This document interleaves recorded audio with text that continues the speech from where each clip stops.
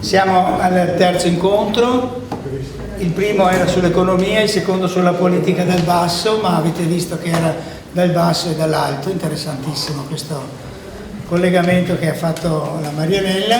Oggi è ancora sulla politica, sulle istituzioni, e risponde proprio alla domanda da dove veniamo, cioè c'è un discorso storico e poi vediamo da dove stiamo andando. È un po' più difficile, però insomma magari. Quindi cominciamo con Marco, lo conoscete tutti, siamo sul tema istituzionale. Marco ha fatto molto lavoro istituzionale, in particolare proprio su anche le questioni della magistratura, ma comunque in generale Parlamento, consigli eccetera, ed è docente anche lui come la Marianella di sociologia. Siamo perciò sulla continuazione di un tema già aperto. A lui la parola. Buon pomeriggio a tutte e a tutti, grazie a Michele per questo invito, soprattutto grazie a tutte e tutti voi per essere così numerosi presenti. Per fortuna sono riuscito ad arrivare perché c'è stato un suicidio sulla linea Trento-Verona e ho rischiato di non arrivare perché erano bloccati i treni, ma ce l'ho fatta, anzi sono arrivato alle 3 in punto.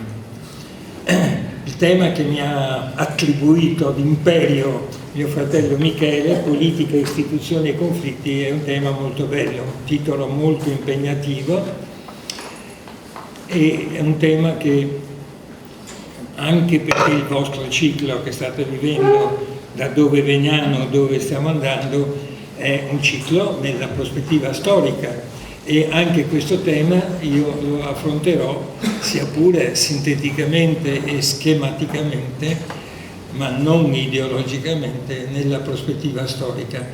Ovviamente in un'oretta trattare 80 anni di storia, grosso modo, del nostro paese nel contesto internazionale, europeo ed internazionale, è una cosa difficile, per cui qualcuno o qualcuna di voi magari dirà dopo, se c'è un po' di dibattito, ti sei dimenticato questo, cosa pensi di quest'altro, temi che magari io in questa rapida rassegna non sarò riuscito ad affrontare. Comincio e vado in modo molto molto sintetico, per schema diciamo, e qui ho proprio uno schema, una scaletta come si usa dire. Partiamo dalla seconda guerra mondiale, dalla fase finale del fascismo, dalla resistenza, e poi, finita la guerra, il referendum istituzionale del 2-3 giugno 46, che ha determinato con 2 milioni di scarto la fine della monarchia e l'avvento della Repubblica. Come sapete, perché c'è stato anche un bellissimo film su questo, c'è stata la partecipazione al voto delle donne che in precedenza non potevano votare, anche se le donne in Italia avevano votato qualche mese prima per le elezioni amministrative, cioè il primo accesso delle donne al voto è stato con le elezioni amministrative e poi è esploso con il referendum istituzionale. Lo stesso giorno in cui si è votato per il referendum istituzionale si è eletta anche l'Assemblea Costituente, che aveva il mandato di elaborare la nuova Costituzione della Repubblica, in questo caso, con l'elaborazione e l'approvazione appunto di un nuovo testo che succedesse al vecchio Statuto Albertino, che era del resto stato ampiamente tradito sia da Mussolini sia da quello sciagurato re che era Vittorio Emanuele III. Qui c'è un tema che io posso solo accennare, ma che è stato affrontato in molti libri di carattere storico-politico. In sintesi estrema potremmo dire che da una parte c'è una rottura, uso apposta il termine rottura, istituzionale e costituzionale. La rottura istituzionale è la fine della monarchia e l'avvento della Repubblica. La rottura costituzionale, la fine dello Statuto Albertino e l'approvazione a fine del 47, entrata in vigore il 1 gennaio del 48, della nuova Costituzione repubblicana. Però, oltre che questa rottura fondamentale nella nostra storia politico-istituzionale e anche sociale, devo dire, c'è anche, ahimè, questo è un fatto molto negativo, su cui ha lavorato molto un grandissimo storico che è morto alcuni anni fa, Claudio Pavone, che è il principio della continuità dello Stato. Quindi si rompe col passato, con l'avvento della Repubblica e poi l'approvazione della Costituzione, ma non si rompe col passato con gli apparati dello Stato, perché viene affermato il principio, discutibilissimo, ma viene della continuità dello Stato, cioè cambia la cornice costituzionale e istituzionale, ma non cambiano gli apparati dello Stato, perché in questo modo sopravvivono tutti gli apparati ereditati in parte dal vecchio regime liberale prefascista e soprattutto, ahimè, dal regime fascista. Come molti di voi sanno o ricordano, c'è stata nel giugno del 46, quindi poco dopo il referendum, la cosiddetta, o anche non cosiddetta, l'amnistia Togliatti. Togliatti, segretario del Partito Comunista, era allora al governo ed era ministro, all'epoca si diceva, di grazia e giustizia. E nelle sue intenzioni voleva essere questa amnistia molto parziale, che doveva riguardare solo alcuni aspetti minori, doveva essere uno strumento di pacificazione nazionale, ma così si è evitata in realtà l'epurazione dei criminali fascisti dagli apparati dello Stato, in particolare dai corpi di polizia, dai servizi segreti, dalla magistratura, dalla burocrazia dei ministeri. E poi, ripeto, dico cose che molti di voi, anche perché salvo qualche eccezione non siamo tutti giovanissimi, sanno, l'applicazione da parte della magistratura, che era ancora la magistratura ereditata dal fascismo, non ha cambiato nulla. La magistratura dell'epoca ha applicato in modo talmente estensivo l'amnistia Togliatti da fare in modo che molti criminali, veri e propri criminali fascisti dell'epoca, potessero rimanere al loro posto o venissero scarcerati, venissero assolti e così via. Vi cito per spiegarvi simbolicamente il principio di continuità dello Stato che vi cito un episodio che credo alcuni di voi conoscano. Strade, Piazza Fontana, 12 dicembre 69. Pertini, che non era ancora ovviamente Presidente della Repubblica, era Presidente della Camera se non ricordo male, nel dicembre 69 va a Milano e si rifiuta di stringere la mano al questore di Milano, Guida. Voi vi chiederete perché. Sono due autorità istituzionali, una politica e una di polizia. Guida era stato il direttore del confino di Ventotene, dove era stato incarcerato sia Pertini sia centinaia di altri antifascisti. Quindi quello che era stato il direttore del confino di Ventotene, non pochi anni dopo, ma ancora nel 69, era il questore di Milano, poi quello che aveva accreditato che Valpreda fosse il responsabile della strage e che il povero Pinelli si fosse buttato giù dal quarto piano della questura volontariamente. Ma Pertini, che aveva un buon carattere per fortuna, quando si è presentato Guida non gli ha voluto stringere la mano. Torniamo alla Costituzione. L'attuazione della Costituzione, dopo la sua approvazione, è stata purtroppo molto lenta e molto difficile e ha trovato molti ostacoli e molte resistenze. Anche qua ciascuno dei temi che io affronto in questa scaletta potrebbe dar vita a mezz'ora, 3/4 d'ora di approfondimento, mentre io cito le cose in 1 minuto ciascuna. Basti pensare, riguardo alle resistenze, che la Corte Costituzionale è stata realizzata soltanto nel 1956, quindi 8 anni dopo l'approvazione della Costituzione. Il Consiglio Superiore della Magistratura, di cui parleremo nella seconda fase di questo incontro, che mi ha incaricato anche di questo, volentieri ho accettato, il CSM è entrato in vigore solo nel 1958, cioè 10 anni dopo l'approvazione della Costituzione. Le 15 regioni a statuto ordinario, fra cui il Veneto, anche le altre 14, non le 5 regioni a statuto speciale, sono state realizzate solo nel 1970, quindi 25 anni dopo la fine della guerra e 22 anni dopo l'approvazione della Costituzione. La Costituzione nuova ha previsto l'istituto del referendum, sia l'articolo 75, i referendum ordinari che voi conoscete, a molti avete forse partecipato, sia il referendum costituzionale. I primi sono nell'articolo 75 e il referendum costituzionale nell'articolo 138, ed è quello per cui voteremo fra poche settimane. Ma la legge di attuazione di un istituto fondamentale, l'unico istituto vero di democrazia diretta che c'è nella nostra Costituzione, ci sono anche le leggi di iniziativa popolare, ma purtroppo sono sempre state poco valorizzate e quasi mai approvate. Il vero istituto di democrazia diretta che abbiamo in Costituzione è il referendum nelle due versioni che vi ho detto. Ecco, la legge che ha permesso di cominciare ad attuare il referendum è solo del 1970, come le regioni.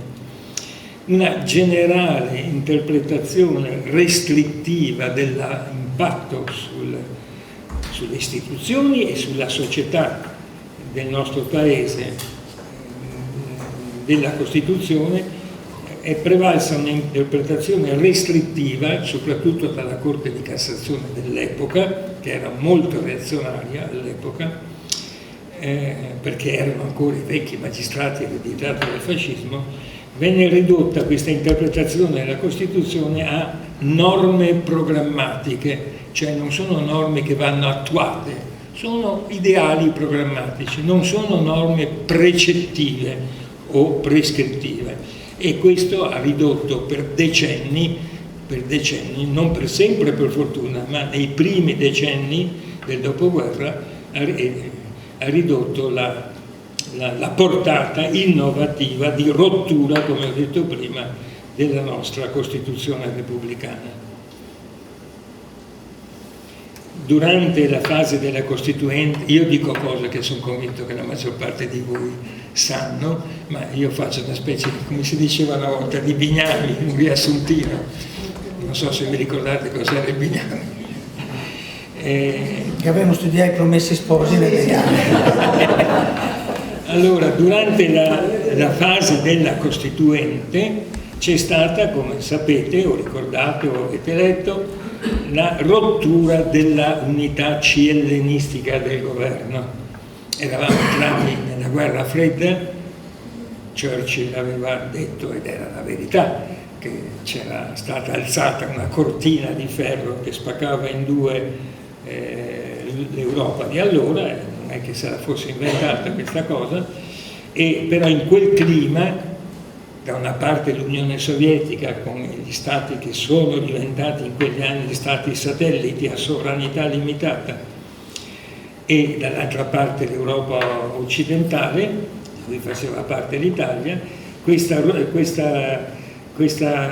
contrapposizione che si era accentuata dopo la fase iniziale della Costituente ha portato al fatto che De Gasperi, che allora era Presidente del Consiglio, è stato varie volte con vari governi, ha estromesso i comunisti e i socialisti di allora, che all'epoca erano legatissimi fra di loro, dal governo.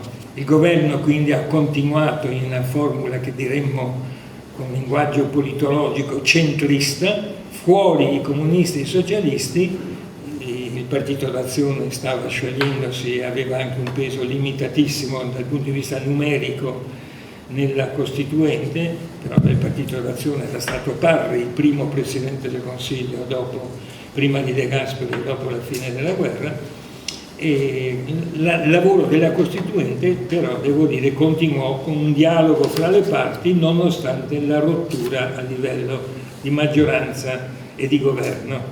Era il periodo del varo da parte degli Stati Uniti d'America del cosiddetto piano Marshall per dare aiuti ai paesi occidentali e solo a quelli occidentali per la ricostruzione della terribile distruzione bellica, e sono stati gli anni, come ho accennato poco fa, ho parlato della cortina di ferro perché è un'espressione usata da Churchill, a Fulton, ma erano gli anni della guerra fredda, ci sono intere biblioteche sulla guerra fredda rispetto all'Unione Sovietica che, come ho accennato un attimo fa, aveva sottomesso a sovranità limitata, cioè aveva praticamente abolito la democrazia politica in tutti i paesi del centro-est Europa, e in tutti questi paesi hanno conquistato il potere i partiti comunisti dell'est, per intenderci, e per di più anche grazie a questo clima di contrapposizione feroce di allora, il 18 aprile del 48, quando ci sono state le prime elezioni politiche, a parte l'elezione dell'Assemblea Costituente, le prime elezioni del Parlamento, non dell'Assemblea Costituente, il 18 aprile del 48 ci sono addirittura delle canzoni popolari che parlano di ricordate quel 18 aprile, non so qualcuno di voi se conosce. Beh, quel 18 aprile stravinse De Gasperi, vinse tutta la coalizione, chiamiamola centrista, e convinti di vincere, ma era successo molti anni dopo anche con Berlusconi, con i progressisti, convinti di vincere, invece il Partito Comunista e il Partito Socialista hanno perso, fra l'altro con un'inversione di rapporti, perché questo forse non lo ricordate, alla Costituente il partito più forte della sinistra era il Partito Socialista, non il Partito Comunista, e invece dopo il 18 aprile il partito più forte è stato il Partito Comunista, perché aveva un apparato di militanti, di dirigenti eccetera più forte di quello del Partito Socialista. Vado sempre con molta velocità.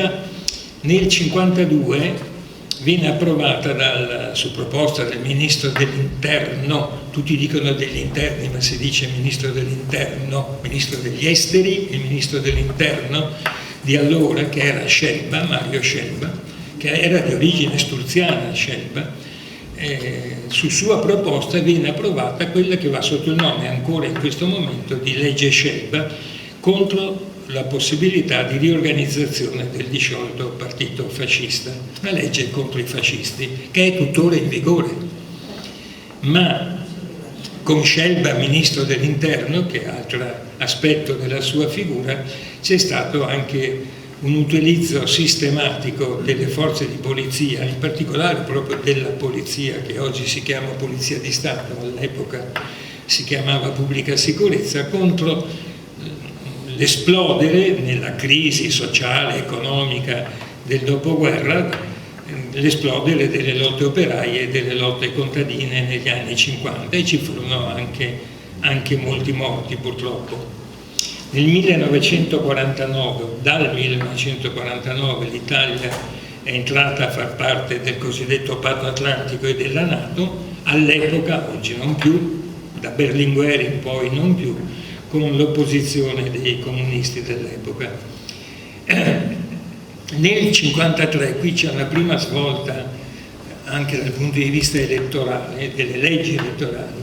De Gasperi, Presidente del Consiglio per l'ultima volta, tenta di introdurre quella che chiameremo col linguaggio di oggi una legge maggioritaria, che la sinistra di allora, sia Nenni che Togliatti, in realtà fu Pajetta il più scatenato, la sinistra di allora definì una legge truffa. Perché? Perché ottenendo il 50% più uno dei voti si otteneva un ampio premio di maggioranza in Parlamento, mentre prima il sistema elettorale, e anche dopo, perché la legge è fallita, era un sistema tutto proporzionale. Fallisce l'applicazione della legge truffa nel 1953 per soli 50.000 voti. Molti nel centrismo chiesero a De Gasperi di chiedere il riconteggio dei voti. 50.000 su 40 milioni di italiani di allora non erano moltissimi, e poi c'era stato anche un controllo molto forte comunisti e socialisti nei seggi elettorali, forse avevano anche fatto annullare voti che potevano non essere annullati. Devo dire, bisogna dare atto di questo, che De Gasperi si rifiutò di tentare di rovesciare con un riconteggio il risultato, prese atto della sconfitta, pochi mesi dopo la cosiddetta legge truffa venne cancellata, venne abrogata. Guardate che è interessante questo anche per l'oggi, perché comunque la legge di De Gasperi prevedeva che il premio di maggioranza ci fosse solo se avessero ottenuto, la coalizione di De Gasperi avesse ottenuto il 50% più uno dei voti. Oggi, col governo Meloni, che non è De Gasperi, si parla di premio di maggioranza con il 40% dei voti, con il 40, al massimo col 42%. Ne accennerò nella fase conclusiva di questa riflessione. Nel 53-54, poco prima di chiudere il suo ciclo governativo, che è stato molto lungo, tenete conto che De Gasperi era stato prima addirittura parlamentare dell'impero austro-ungarico, era stato parlamentare prima del fascismo, ha fatto parte del cosiddetto Aventino dopo l'assassinio di Matteotti, eccetera. Conclude il suo ciclo con una proposta che secondo me va storicamente valorizzata, anche perché è di assoluta attualità anche oggi, perché non si è mai realizzata. La proposta della CED, dalla sigla Comunità Europea di Difesa, cioè secondo De Gasperi per costruire l'Europa, oltre agli aspetti economico-sociali e energetici, pensate all'Euratom, c'è la Comunità Europea del Carbone e dell'Acciaio, che sono prima della Comunità Europea Economica e poi dopo l'Unione Europea, ma siamo in anni più recenti. Secondo De Gasperi era fondamentale che l'Europa si dotasse anche di una difesa comune, non la somma delle difese dei singoli stati, ma non l'Italia, ma la Francia fece fallire questa proposta. De Gasperi la visse in un modo atroce, un aggettivo meditato. Io non escludo che alla fine, era anziano, ma che sia morto di crepacuore, avendo avuto la notizia, ormai non era più presidente in carica, viveva vicino a dove vivo io, a Sella Valsugana, in Trentino, ma quando seppe che la CED era stata fatta fallire dalla Francia, visse questa come una sconfitta non solo personale, ma di quell'Europa nascente che c'era allora. Non era ancora nata la Comunità Economica Europea, che come sapete nasce a Roma nel 57, qui siamo nel 53-54. E ripeto, questo tema della Comunità Europea di Difesa è un tema attuale ancora oggi, perché ancora oggi non si è risolto. In quegli anni, lo dico qui ma potrei dirlo anche più avanti, avrei potuto dirlo anche prima, si affermano due paradigmi, due concetti, anche tre, aggiungerò un terzo, che poi hanno segnato tutti gli anni almeno fino all'89, cioè la caduta del muro di Berlino, per intenderci. La Conventio ad excludendum, termine latino ma facilissimo da tradurre, l'accordo di escludere chi? Di escludere il Partito Comunista dal governo. Il Conventio ad excludendum è andata avanti fino al compromesso storico, sostanzialmente, quello che ha tentato Moro di realizzare, cioè voleva Berlinguer realizzare, Moro voleva realizzare l'unità nazionale, erano due cose simili ma non identiche, siamo nel 76, 77, 78, ma questa convenzione del PC al governo è prevalsa fino ad allora. Anche se non è prevalsa invece a livello parlamentare. A livello parlamentare è prevalso quello che potremmo chiamare una forma di consociativismo, per cui anche se la DC e i suoi alleati si contrapponevano al PC e i suoi eventuali pochi alleati, poi a livello parlamentare però le leggi si facevano assieme, e anche a livello regionale, ma non nel governo, non c'era la possibilità, era esclusa dalla guerra fredda, dal diktat degli americani di allora.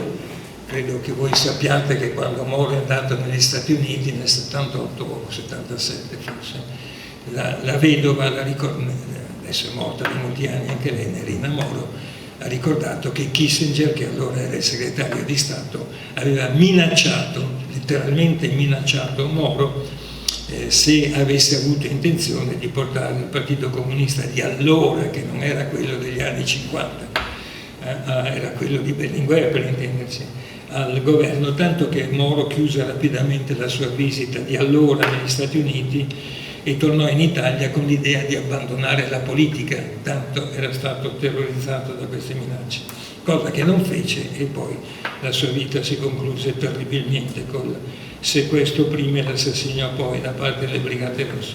Convenzo ed escludendo. L'altro concetto invece riguarda l'altro estremo del sistema politico, il sistema dei partiti italiani, cioè il Movimento Sociale, che era dichiaratamente un partito post-fascista o neofascista, ed è il concetto di arco costituzionale, che ancora oggi qualcuno malamente riecheggia, ma oggi abbiamo Meloni al governo, quindi parlare di arco costituzionale per escludere i post-fascisti. La Meloni non è una post-fascista perché non era neanche nata, o aveva 4 anni.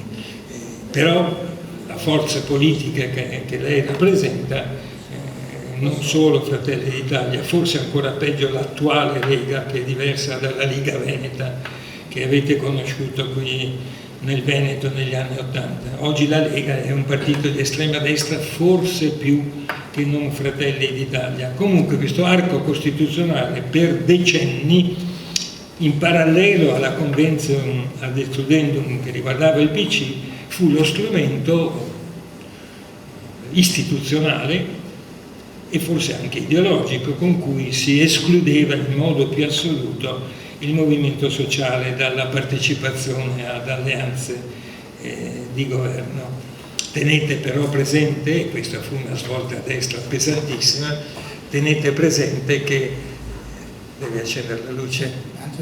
Angela, puoi andare. Anche l'altra? Grazie. Poi si scaldano. Allora tenete presente che alla fine del 71, io dico cose che sono convinto che la maggior parte di voi già conoscete, ma le sistematizzo un po'.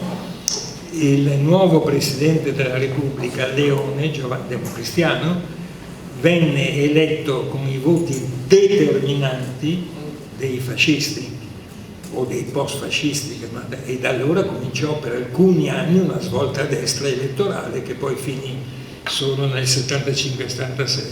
Il terzo concetto, ma è legato non al secondo ma al primo, alla Convenzione del Sudan, è il concetto di democrazia bloccata. Sono tutte terminologie che nei libri di storia istituzionale, storia costituzionale e di politologia o di scienza politica, chi di voi ha letto qualcuno di questi libri ha sempre ritrovato.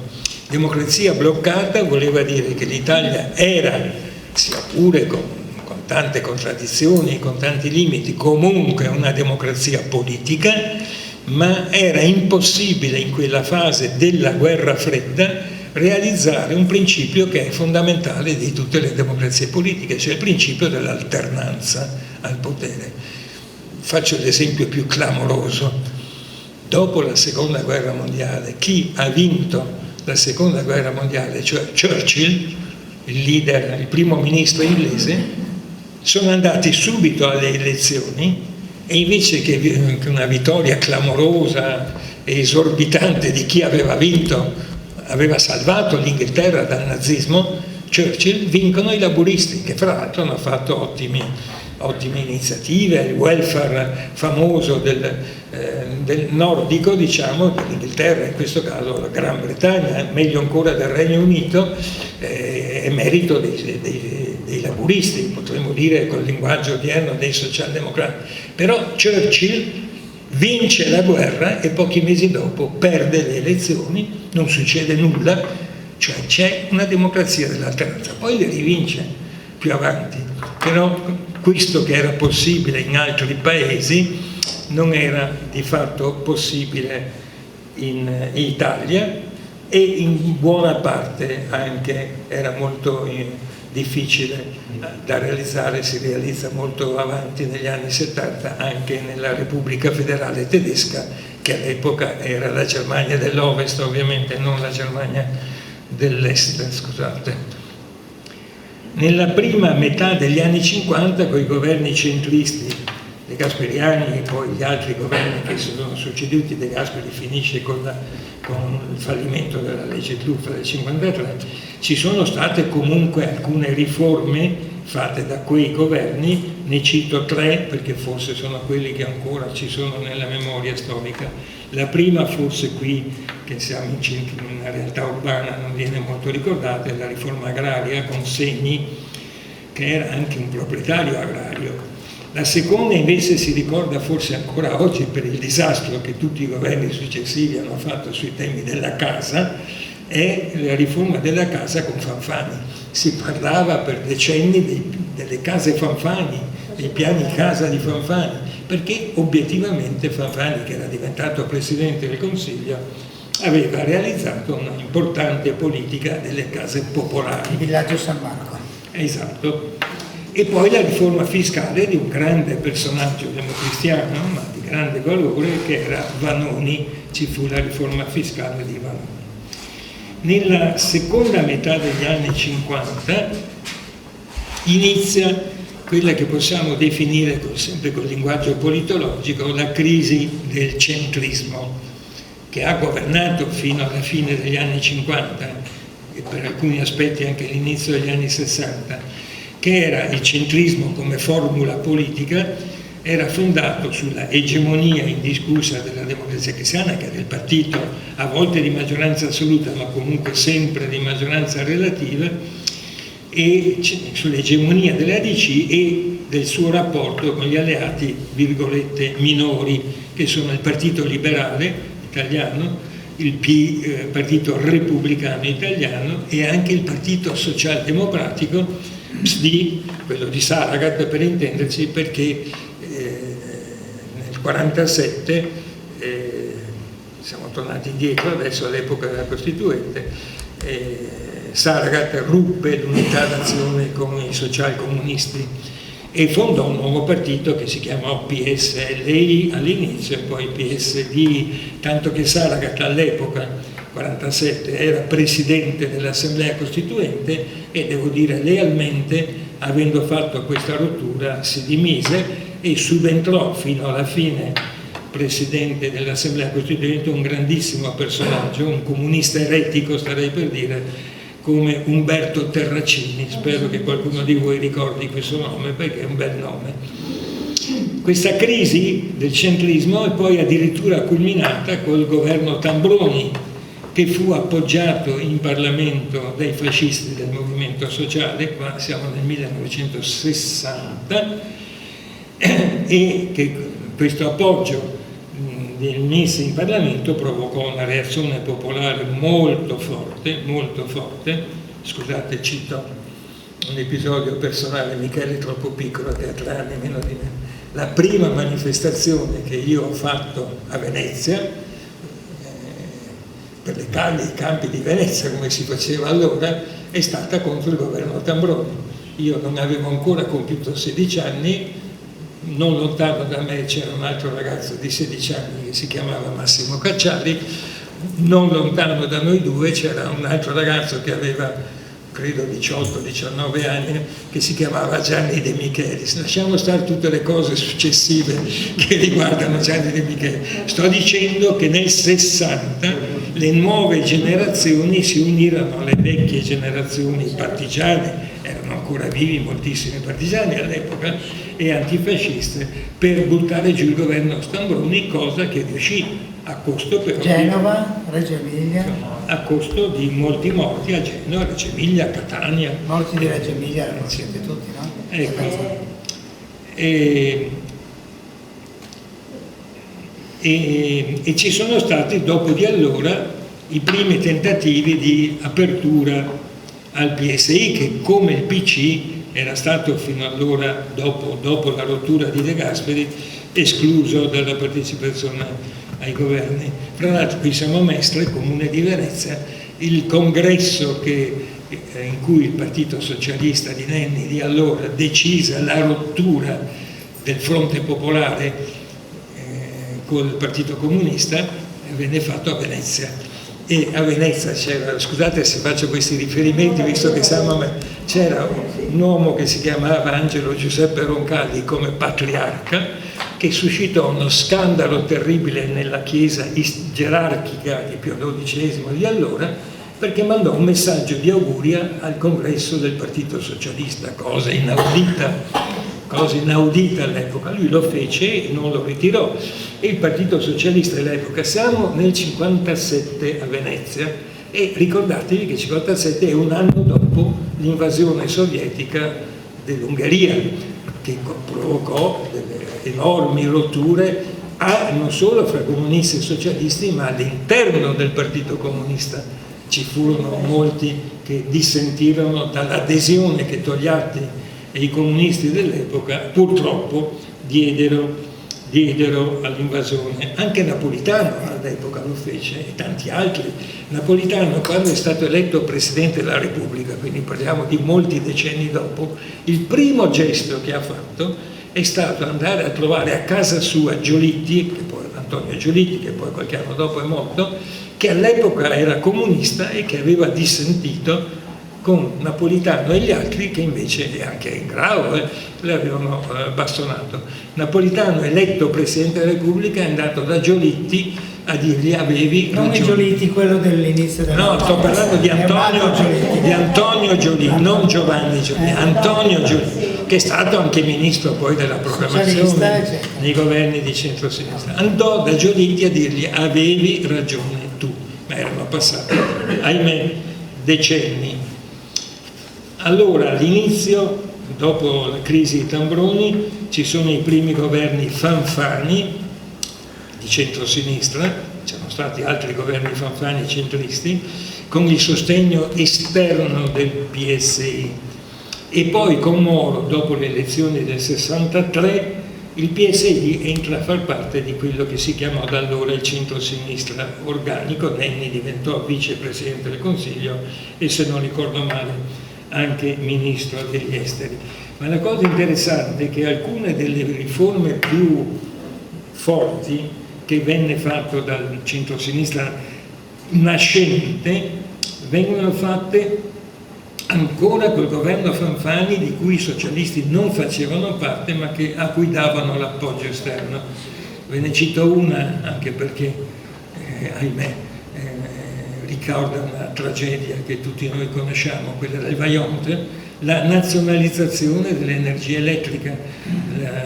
Il bacino del Vajont, la diga era stata fatta dalla SADE ed era nel frattempo diventata Enel. Quando succede la catastrofe, il genocidio dei poveri, lo chiamò il mio amico avvocato Sandro Canestrini, che era l'avvocato di parte civile nel processo. Era già Enel, ma era l'eredità della SADE di allora.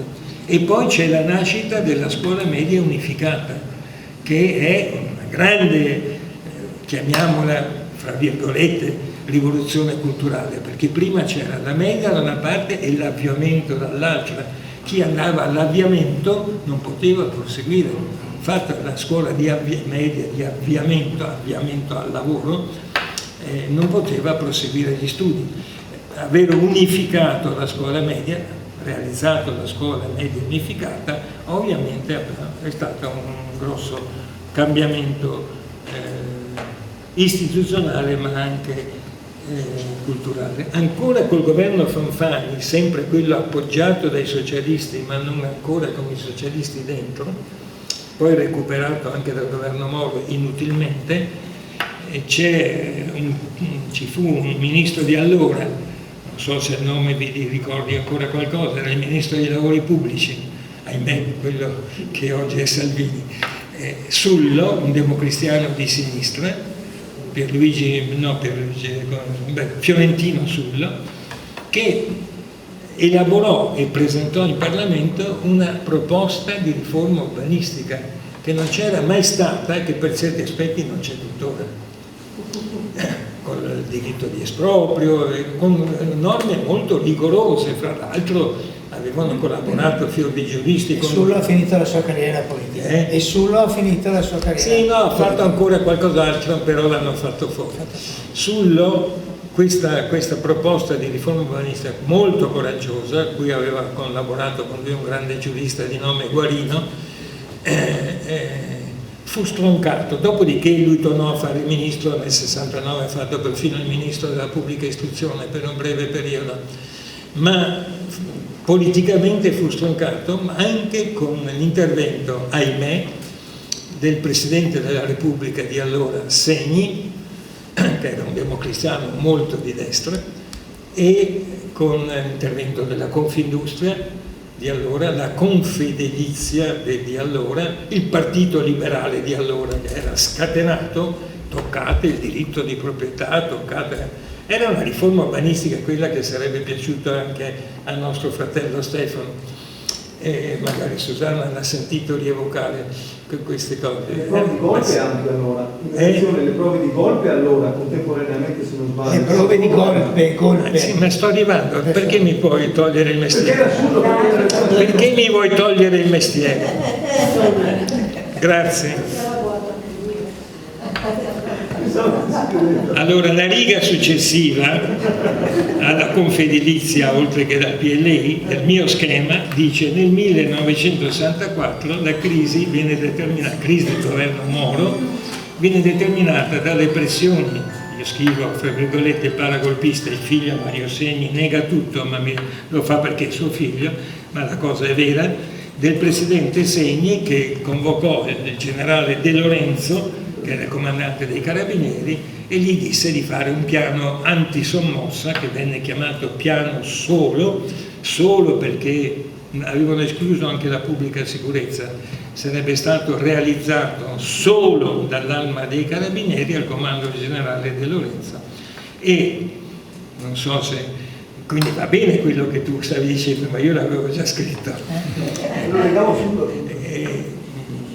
È notorio che sia Saragat che Moro andarono in quei giorni, siamo nel luglio credo del 64, da Segni a minacciarlo o a intimargli che avrebbe potuto essere incriminato per le interferenze illegali che stava facendo nel processo politico, e durante il colloquio fuori sentivano urlare eccetera, ebbe un collasso Segni, e da quel momento non si è più riavuto, cioè una specie di ictus.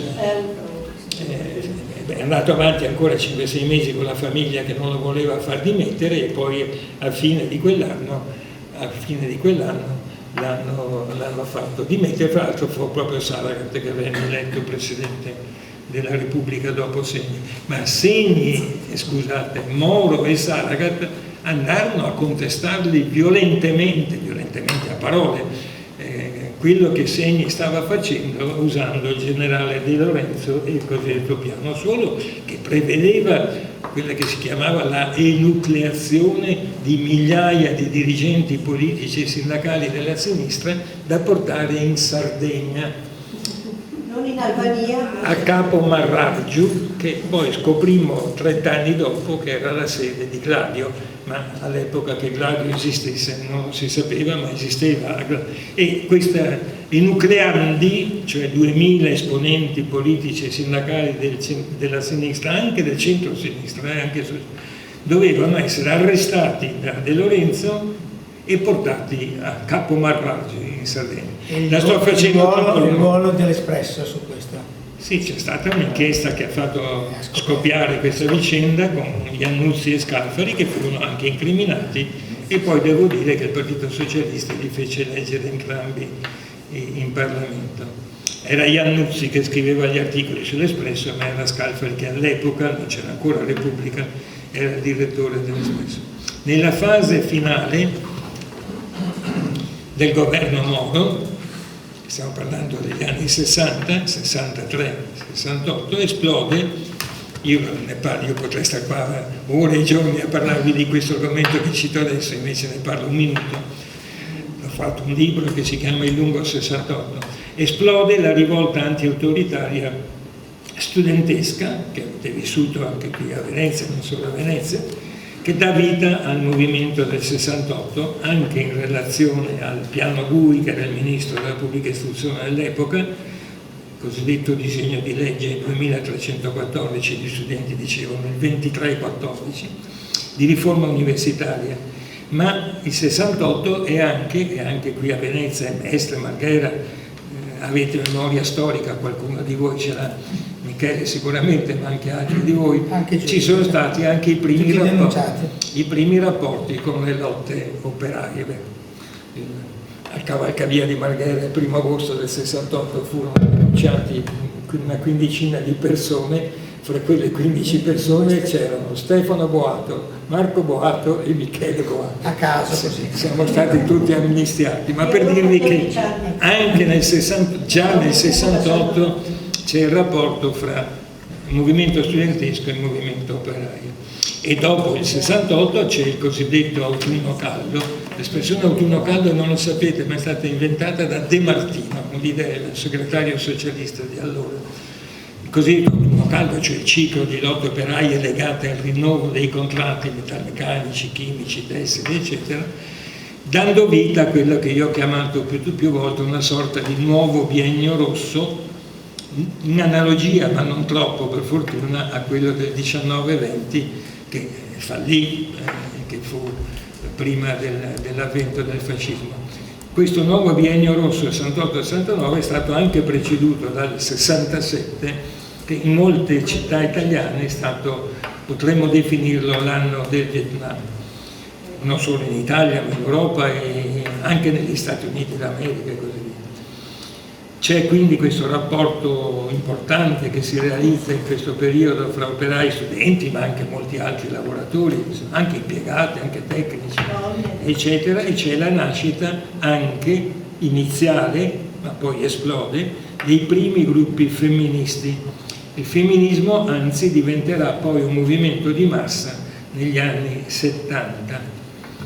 Dalla strage di Piazza Fontana del 12 dicembre 69, vi ho già accennato, comincia quella che è stata definita subito, e non in Italia, ma dal giornale inglese Observer, la strategia della tensione. Non abbiamo inventato noi questo termine, abbiamo inventato l'Observer e poi è stato utilizzato, ci sono interi libri intitolati La strategia della tensione.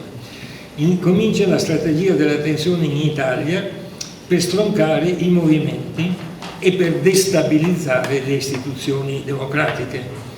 Ma ci sono stati anche, si dice ufficialmente che comincia con Piazza Fontana, ma chi ha studiato questi argomenti sa che ci sono stati dei precedenti a partire fin dal 1965. All'Hotel Parco dei Principi di Roma nel 65 si tenne un convegno definito sulla guerra rivoluzionaria.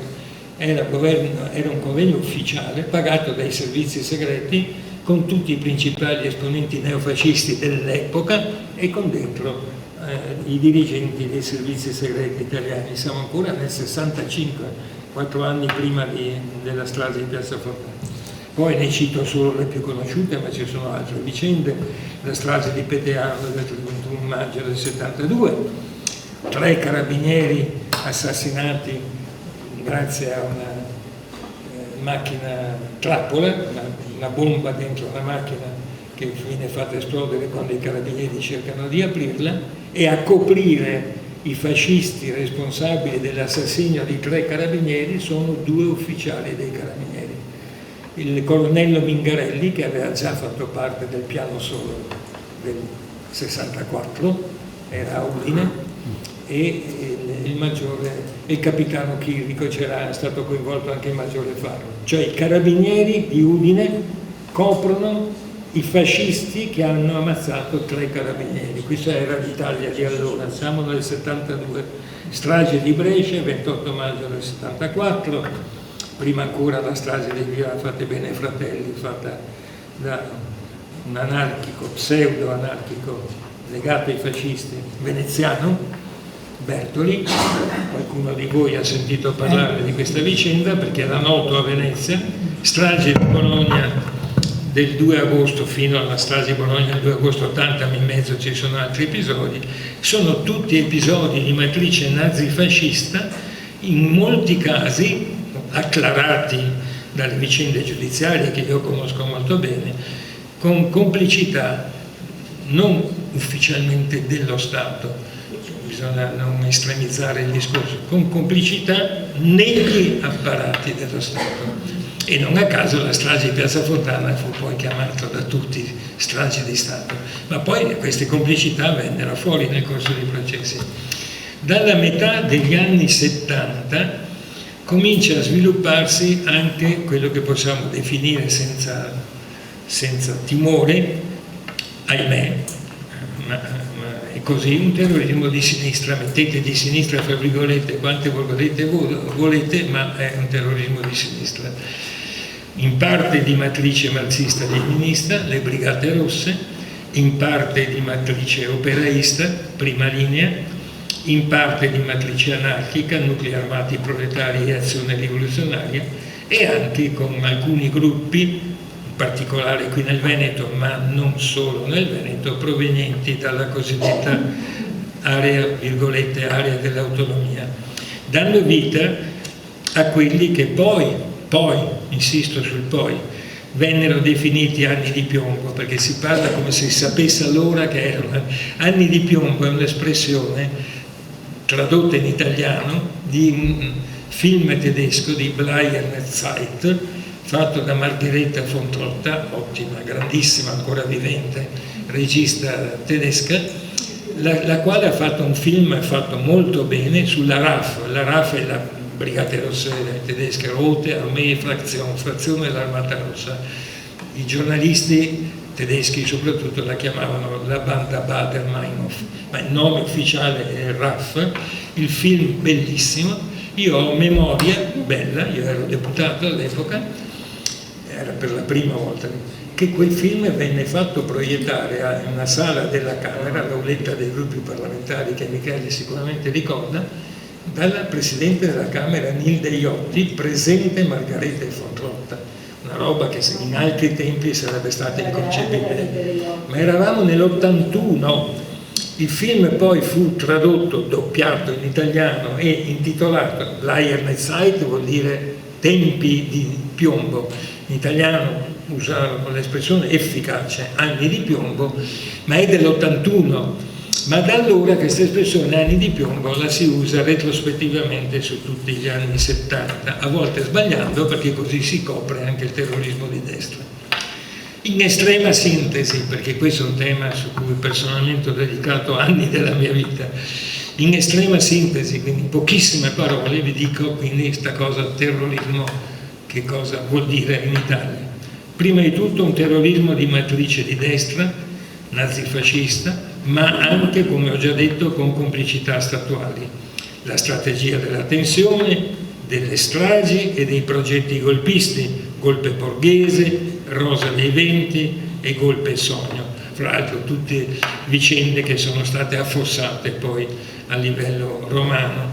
La Rosa dei Venti era un'indagine che faceva il giudice Tamburino insieme al pubblico ministero nunziante qui a Padova, Golpe Sogno a Torino, il Golpe Borghese a Roma, ma tutto questo è stato sostanzialmente affossato.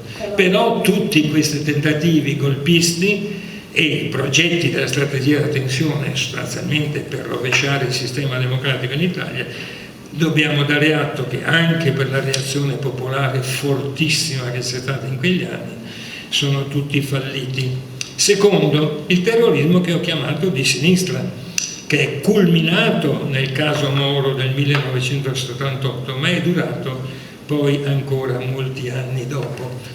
Io dico sempre, questa è la mia convinzione perché l'ho vissuta in prima persona, è che questo terrorismo di sinistra è riuscito a ottenere quello che il terrorismo di destra non era riuscito, cioè quello di far finire i movimenti collettivi. Il terrorismo di sinistra ha stroncato i movimenti.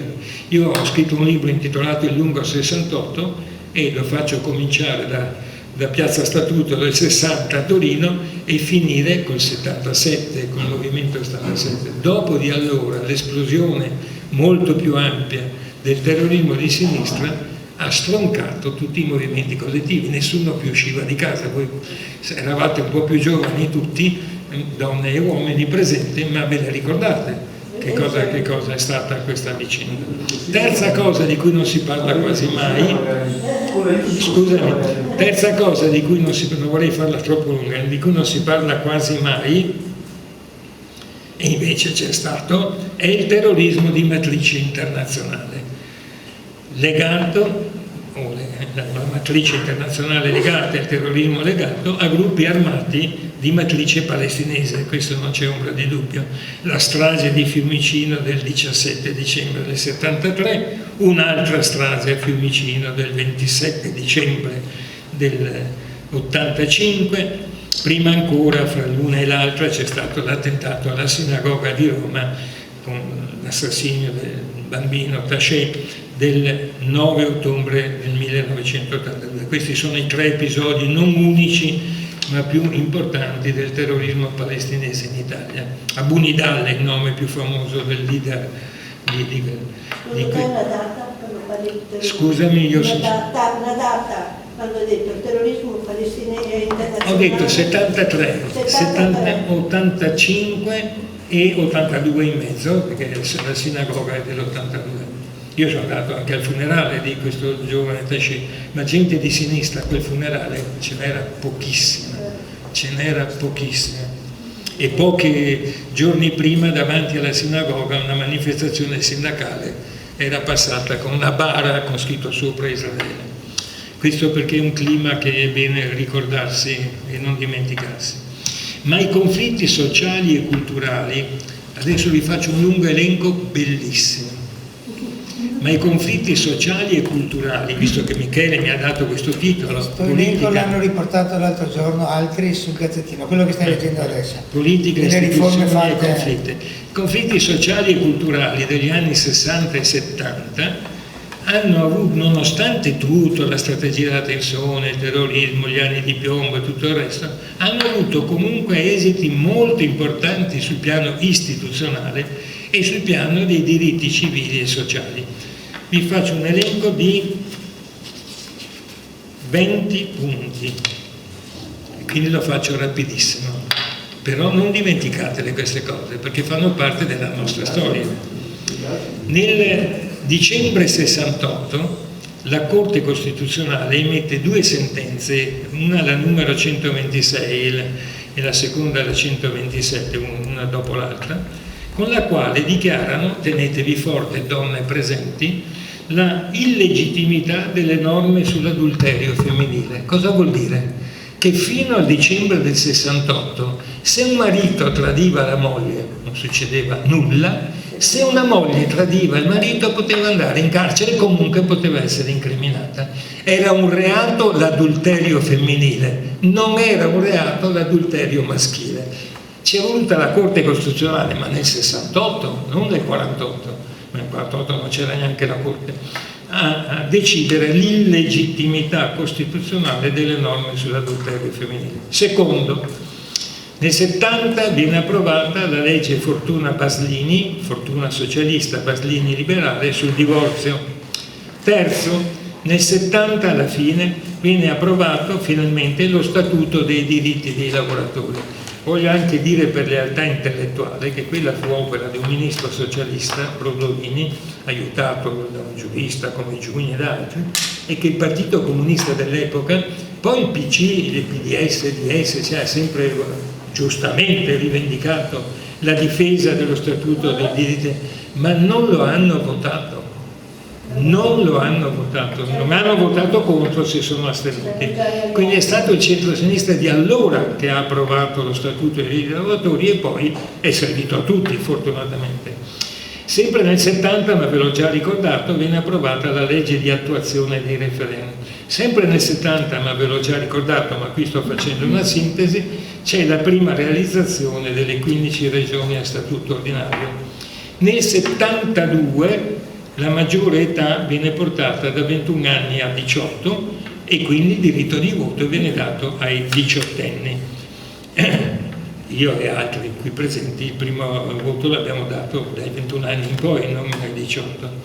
Nel 72 sempre c'è il riconoscimento finalmente dell'obiezione di coscienza al servizio militare, all'epoca obbligatorio, e c'è l'istituzione del servizio civile. Prima gli obiettori di coscienza andavano in carcere o a Peschiera o a Gaeta.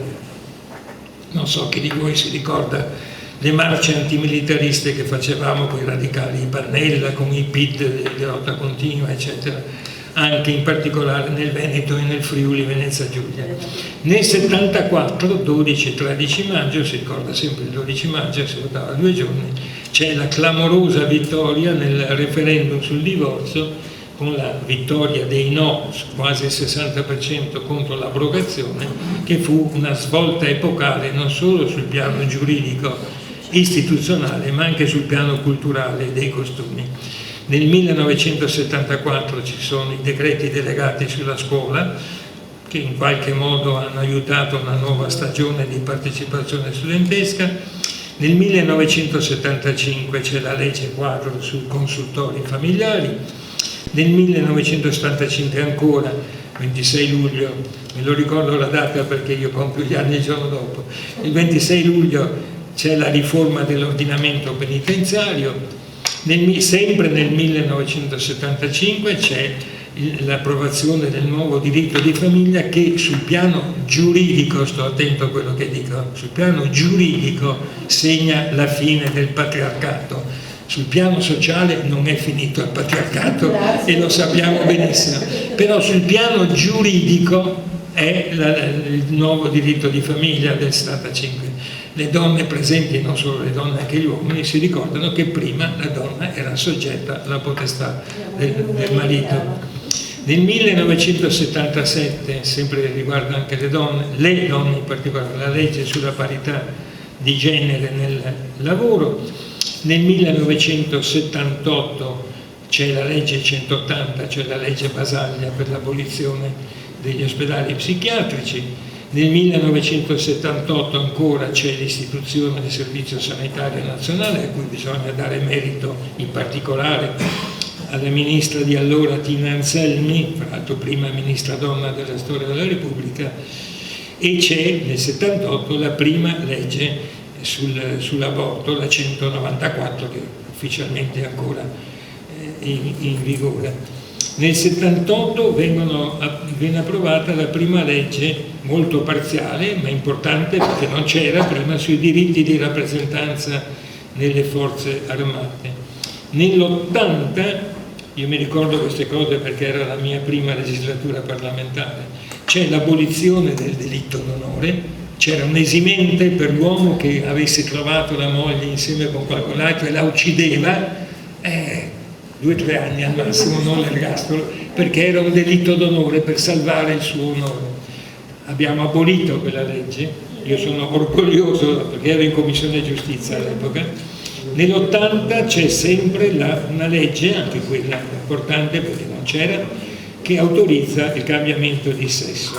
Nell'81 c'è la riforma con la smilitarizzazione della Polizia di Stato, la riforma della ex pubblica sicurezza che viene tramutata in corpo di Polizia di Stato e viene smilitarizzata. Carabinieri ancora oggi continuano ad avere le stellette come i finanzieri, la Polizia di Stato non è più un corpo militare ma un corpo civile. L'ultimo ricordo, ma non l'ultimo per importanza, come si usa dire, è del 1981, 17-18 maggio. Guardate che avviene pochi giorni dopo l'attentato a Papa Giovanni Paolo II da parte di Ahmadinejad, quindi c'era terrorizzato in Italia di quale effetto potesse avere. C'è il referendum sull'abrogazione dell'aborto e prevalgono amplissimamente i no all'abrogazione. Come era successo nel 74 col divorzio, nell'81 è successo con l'aborto. A metà degli anni 70 ci segnalo, io potrei ricordare 1000 altre cose, ve ne rendete conto, però cerco di essere sintetico e non manca moltissimo. Un po' manca ancora, diciamo 10 minuti. A metà degli anni 70 c'è finalmente, devo dire, una vittoria delle sinistre nelle elezioni. Dico finalmente perché dopo l'elezione di Leone con i voti fascisti c'è stata un'ondata di destra, soprattutto nel sud. C'è una vittoria di sinistra nelle elezioni, la prima il 15 giugno 75 nelle elezioni amministrative, poi il 20 giugno del 76 nelle elezioni politiche. Quindi viene fermata la svolta a destra che c'era realizzata, come ho detto un attimo fa, nelle elezioni dei primi anni 70, anche con l'elezione del presidente Leone con i voti dei neofascisti. Una cosa che ci riguarda, molti di noi, forse tutti, che negli anni 80, non che prima non ci fosse nulla, ma negli anni 80 soprattutto c'è o la nascita, in qualche caso c'erano già magari vecchie formazioni degli anni 50 e 60, o soprattutto il rafforzamento dei movimenti ambientalisti, protezionisti ed ecologisti. Le tre cose si intersecano ma non coincidono. Ci sono movimenti solo protezionisti, ci sono movimenti solo ambientalisti, ci sono movimenti ecologisti che magari sono anche ambientalisti e protezionisti, ma che hanno anche propriamente una dimensione politica.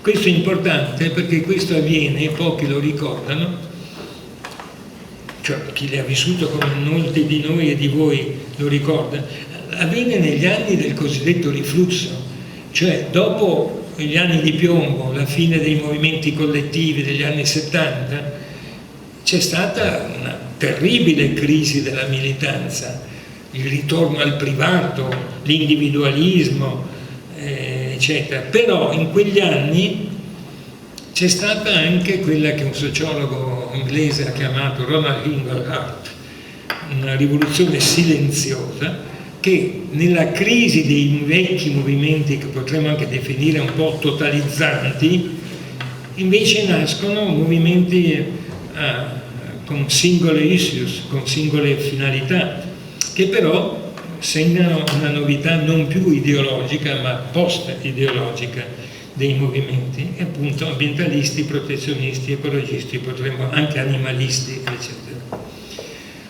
Ti diventi Giorgio Gaber dopo se ti continui. Scusa? Ti diventi Giorgio Gaber se ti continui con gli stili. Allora, faccio un salto di qualche anno, non moltissimi, arriviamo alla catastrofe nucleare di Chernobyl del 26 aprile dell'86.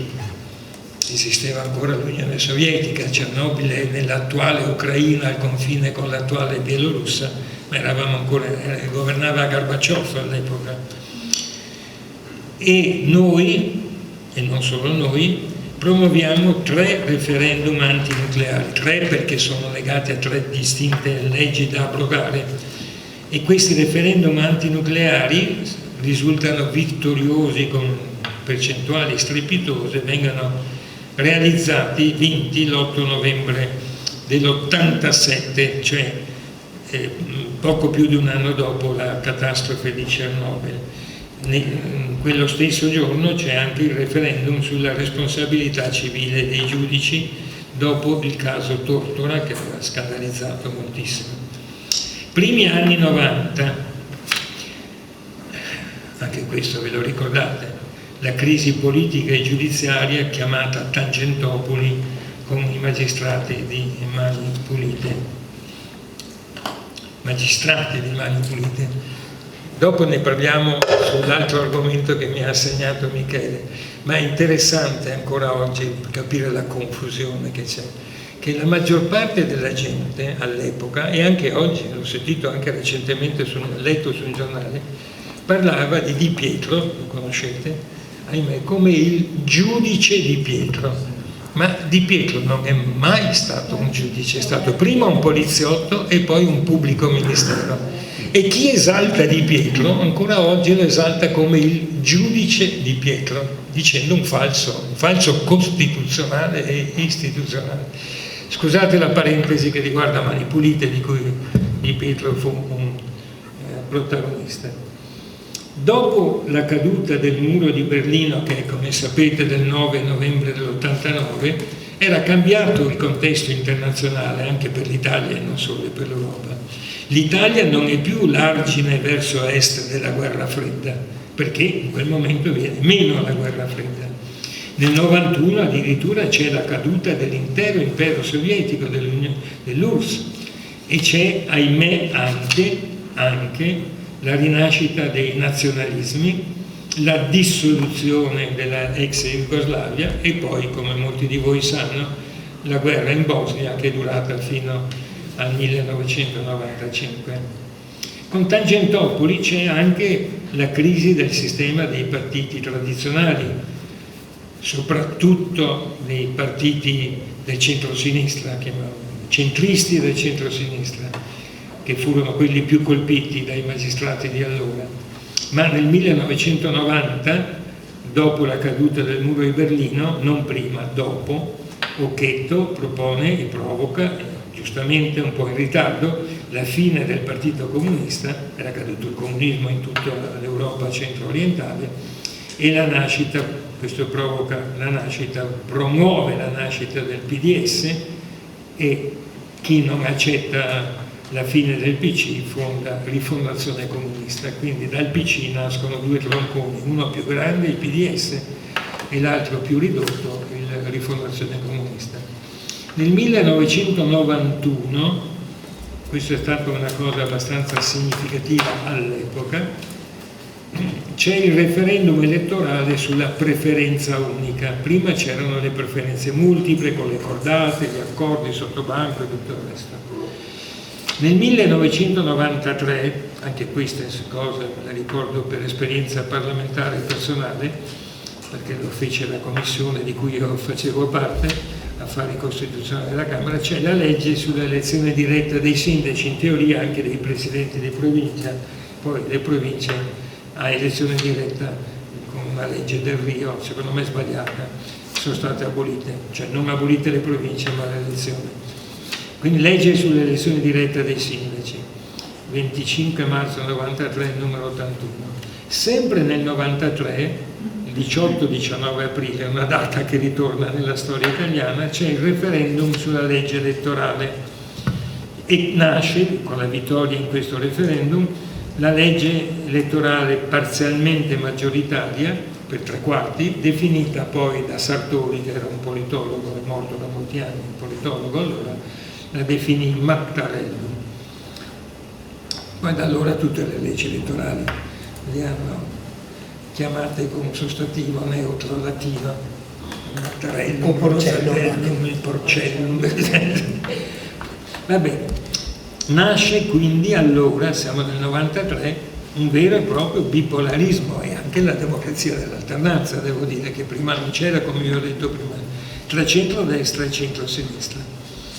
Nel 94 vince Berlusconi, ma alla fine del 94 viene azzoppato dalla Lega, che faceva parte con lui della maggioranza, ma se ne tira fuori, lo fece cadere, arrivò il governo, come si chiama quello, l'ex ministro del Tesoro, Dini. Nel 96 vince l'Ulivo, quindi guardate questa alternanza, nel 96 vince l'Ulivo con Prodi, nel 2001 vince nuovamente Berlusconi, nel 2006 vince ancora una volta, sia pure di poco, anzi di pochissimo, 25.000 voti, ma vince Prodi col Porcellum, cioè centrodestra. Nel 2005, anche lì l'ho vissuta in prima persona, in Parlamento ha imposto un cambiamento della legge elettorale, ha fatto fuori il Mattarellum, ha imposto questa nuova legge elettorale che Sartori definì il Porcellum, questo perché il ministro di allora aveva detto che avevano fatto una porcata, un Porcellum. Come si chiama? Ma nel 2008 quello della Lega, Calderoli era che ha detto, no? Sì, Calderoli. E poi nel 2008 vince ancora Berlusconi con la nuova legge elettorale, di nuovo cosiddetta del Porcellum. E torno su un tema ecologista, sempre la questione dei conflitti che Michele ha messo nel titolo, non solo politica e istituzione, ma conflitti. La catastrofe nucleare di Fukushima, che è dell'11 marzo 2011. Promuoviamo, siamo in una piena fase in cui il governo Berlusconi sta cercando di riportare, stanno facendo anche adesso, di riportare il nucleare in Italia. Noi promuoviamo, non solo noi, vari referendum antinucleari che si celebra pochi mesi dopo la catastrofe nucleare di Fukushima in Giappone, il 12-13 giugno 2011. Vinciamo quel referendum con il 94% dei voti favorevoli all'abrogazione delle norme che avevano introdotto per far tornare l'Italia all'energia nucleare.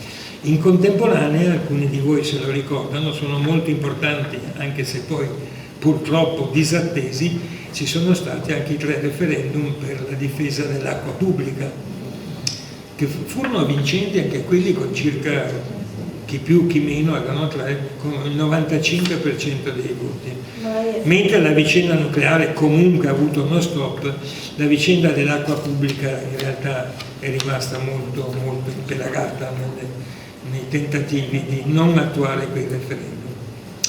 Veniamo anche alla vicenda dei progetti di riforma costituzionale all'epoca.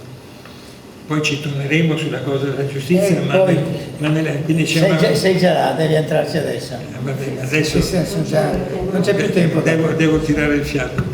Allora, ci sono state 3 commissioni bicamerali, no, perché mi ha detto Carlo di stare lontano dal microfono. 3 commissioni bicamerali. Un bicchiere.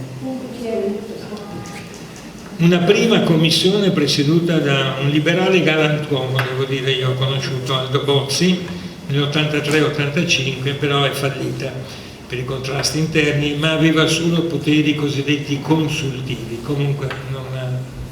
Poi c'è stata una seconda commissione, questa volta con poteri consultivi, cioè era una proposta, mentre poi le altre 2 commissioni di cui parlo adesso avevano poteri referenti attribuiti con legge costituzionale addirittura. Prima è la commissione dei Mita-Iotti, prima presieduta da De Mita e poi da Iotti, 92-94, però è fallita per lo scioglimento anticipato della legislatura. Eravamo in piena vicenda Tangentopoli, per intenderci, però aveva poteri referenti. Poi c'è stata la terza commissione, io ho fatto parte sia della commissione dei Mita-Iotti che della terza commissione D'Alema, sempre con poteri referenti attribuiti con legge costituzionale, nel 97-98, nella quale commissione D'Alema io avevo il ruolo di relatore sul sistema delle garanzie, in particolare sulla Corte Costituzionale, sulla magistratura, la Corte dei Conti, il Consiglio di Stato, le autorità di garanzia, eccetera.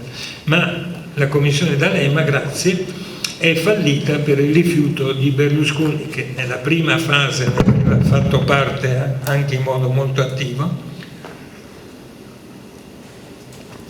mentre a maggio del 98 in aula alla Camera si è alzato per dire che non ci stavano più, non lui solo, il centrodestra. Mi ricordo Tattarella di Alleanza Nazionale all'epoca, che non era entusiasta di questa decisione di Berlusconi, disse: bicamerale addio, riforme arrivederci. Fallite le 3 bicamerali, una dopo l'altra, ma specialmente l'ultima, ci sono state una serie di riforme costituzionali attuate con le procedure cosiddette ordinarie, mentre prima si facevano leggi costituzionali per istituire queste bicamerali, previste dall'articolo, in vigore dell'articolo 138 della Costituzione. Nel 1999 c'è la legge sull'elezione diretta dei presidenti di regione, nel 1993 aveva riguardato i sindaci. Sempre nel 1999, e questo è un tema che affrontiamo dopo, c'è la legge di riforma dell'articolo 111 della Costituzione per la costituzionalizzazione dei principi del giusto processo. Nel 2001 viene attuata la legge, approvata la legge di riforma del titolo quinto della seconda parte della Costituzione sulle competenze delle regioni e sulla forma, quella si chiama in linguaggio giuridico la forma di Stato. Molto dopo, nel 2020, io dico ahimè perché non l'ho condivisa, mentre le altre le ho condivise, nel 2020 c'è imposta dai 5 Stelle la riduzione, ma purtroppo accettata anche dal PD, la riduzione drastica del numero di parlamentari, che da 630 passano a 400 deputati, da 315 passano a 200 senatori, com'è in questo momento che stiamo parlando. Poi ci sono stati comunque prima del 220, ma dopo le altre leggi che vi ho citato, l'ultima era la riforma del titolo V del 2001, ci sono stati 2 opposti tentativi di riforma organica, come si usa dire, della seconda parte della Costituzione, che è la parte ordinamentale, mentre la prima parte è quella dei principi. Nel 2006 Berlusconi-Calderoli, in quel caso, un tentativo di riforma della seconda parte che viene bocciata nel referendum.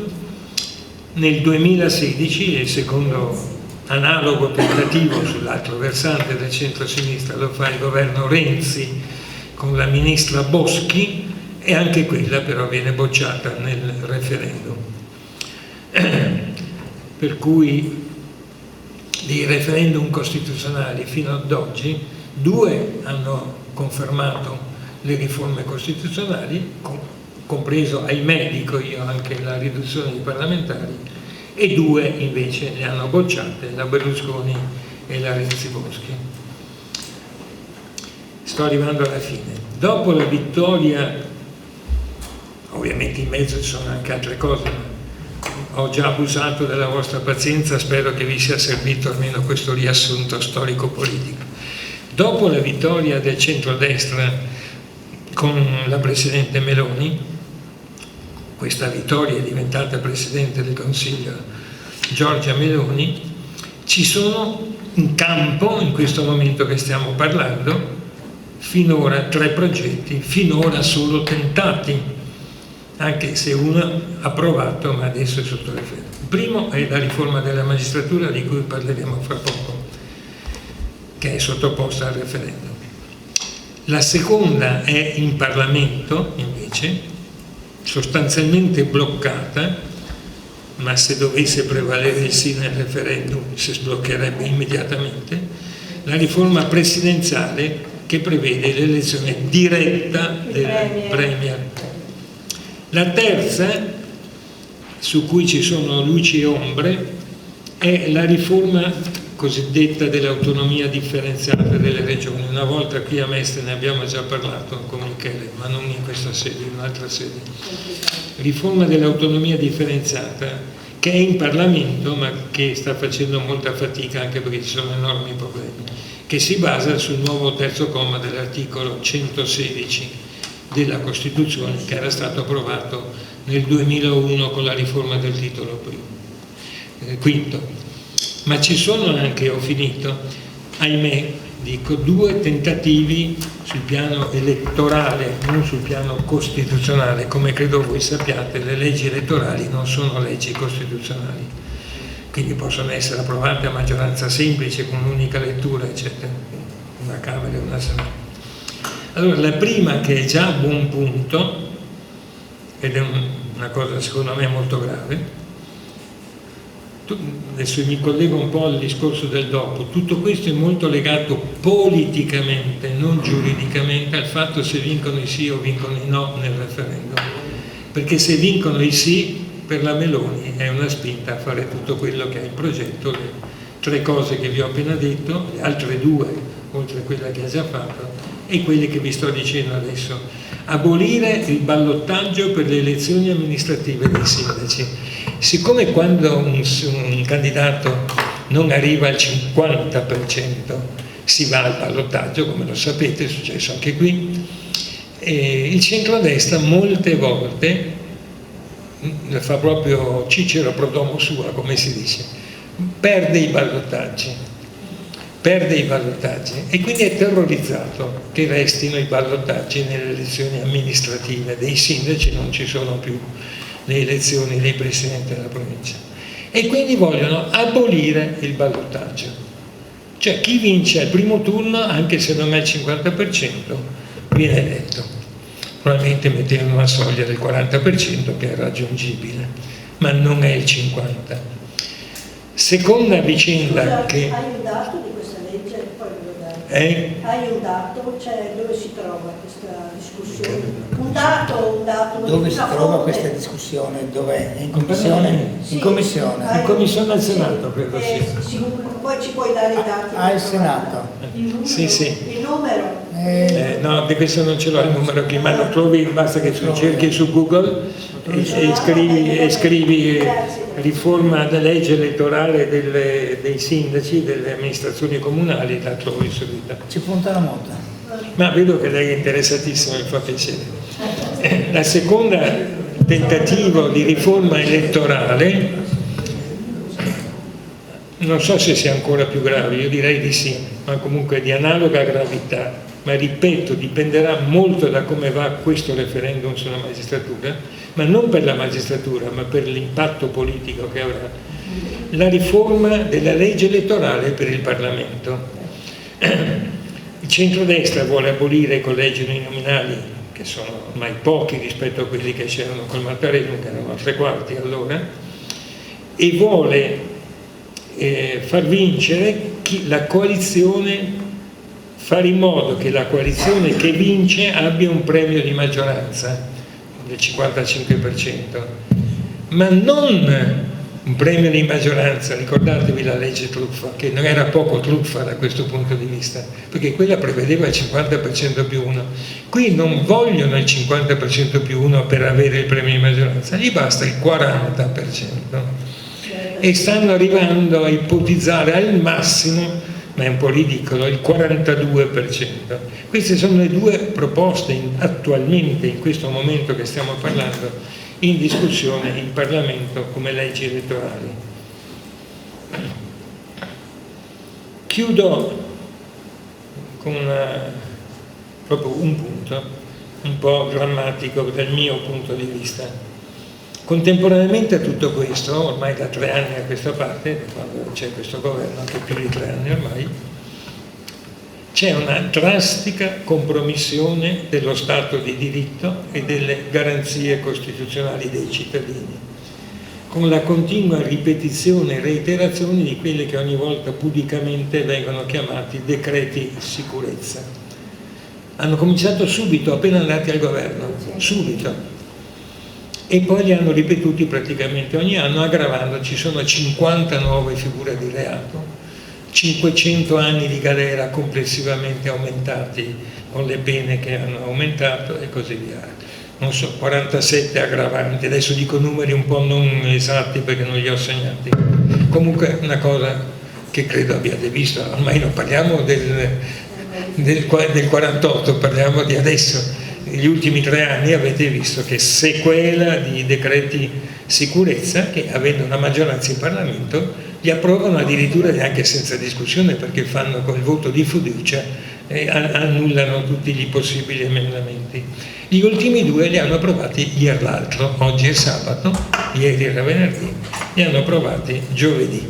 Un decreto legge e un disegno di legge sono stati varati dal governo, in parte, ma lui non è che abbia troppi poteri da questo punto di vista, in parte limati dal Presidente della Repubblica, cioè che ha chiesto uno di quelli che avete letto, il fermo di prevenzione, il fermo di sicurezza. Ora io ho 82 anni a luglio, io sono il record mondiale dell'ostruzionismo, perché ho fatto prima 16 ore e poi 18 ore e 5 minuti in Parlamento contro il fermo di polizia, cioè quello che vogliono fare adesso. Allora era Cossiga prima e poi chi gli è succeduto, ma l'hanno fatto cadere dopo il nostro, non solo mio, io l'ho fatto più lungo di tutti, ma era il nostro ostruzionismo del gruppo radicale dell'epoca di cui facevo parte. È il fermo di polizia, che è diverso dal fermo di polizia giudiziaria. Se avete una Costituzione a casa, date un'occhiata all'articolo 13, e sull'articolo 13 trovate il fermo di polizia giudiziaria. Tu commetti un reato, io poliziotto, carabiniere, ti fermo, ma entro 48 ore il magistrato deve avere all'esame questa vicenda e entro altre 48 ore devo convalidarlo o eliminarlo. Ma un fermo di una persona che ha commesso un reato, questo è il fermo di polizia giudiziaria, perfettamente costituzionale. Ma il fermo di polizia, non di polizia giudiziaria, è una misura fascista.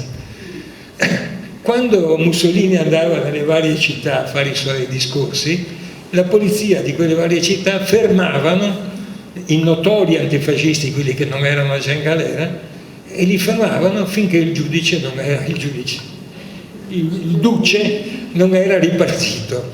Li fermavano. Quando c'è stato il terrorismo in Italia, ahimè, anche Cossiga però aveva avuto una precauzione, fece un decreto legge antiterrorismo nel 79 che aveva un unico articolo che era a tempo, l'articolo 6, che era l'introduzione del fermo di polizia, cioè io ti arresto non perché tu hai commesso un reato, ma perché penso che tu potresti commetterlo. Ho il sospetto che tu lo possa commettere. È una misura fascista. Io mi scatenai all'epoca, l'anno dopo, non solo io, tutto il gruppo radicale, io fui recordman, ma non solo. L'anno dopo lo reiterarono perché valeva un anno solo, l'hanno rinnovato, mentre il resto della legge è ancora oggi in vigore. Quello non era in vigore automaticamente, l'anno dopo l'hanno rinnovato. È stato l'ostruzionismo più lungo della storia parlamentare. L'anno dopo ancora il ministro Rognoni, che era ministro dell'interno, era un democristiano della corrente di base, mi avvicinò in Parlamento, nel famoso transatlantico, e mi disse: dunque, vi ricordate il sequestro Dosia, il generale americano sequestrato a Verona? Era in corso il sequestro Dosia, quindi un momento difficilissimo. Sì, era vero. Il ministro Rognoni mi disse, avvicinandomi, io ero l'opposizione, ma avevamo rapporti istituzionalmente corretti, mi disse: Marco, se tu non canti vittoria pubblicamente, noi non rinnoviamo il fermo di polizia, perché ci siamo convinti, avevi ragione tu, che sia sbagliato. E io gli ho detto: Ministro, ci si dava del tu, ma Ministro, io non devo mettermi le medagliette. Io, se tu mi dici questo, ti ringrazio, fate bene, ho ottenuto e abbiamo ottenuto il risultato che volevamo, ci abbiamo messo un anno per ottenerlo, ma va benissimo così, io non fiato. E nel pieno sequestro Doser il fermo di polizia è stato lasciato scadere, non è stato rinnovato, che durava un anno, prima un anno, poi un altro anno, il terzo anno non c'è più stato. Adesso quello che vogliono mettere, sia pure con qualche riserva e qualche correzione da parte del Presidente della Repubblica, e questi falsari dicono che va in Parlamento esattamente il testo uguale che avevano preparato loro, falso, e anche la mancanza di rispetto. Salvini l'ha ripetuto 3 volte, auto e mezzo, sta frase falsa.